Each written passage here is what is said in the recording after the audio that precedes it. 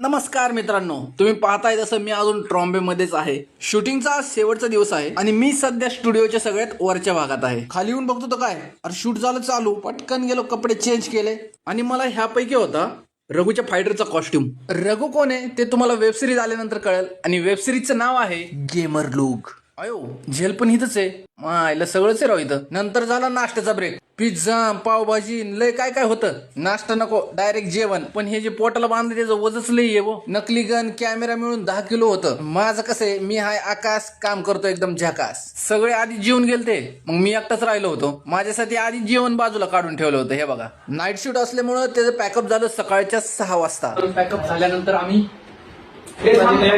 चाललो आता घरी. कसं वाटतं मित्रांनो? मस्त, छान, खूप छान, एकदम भारी.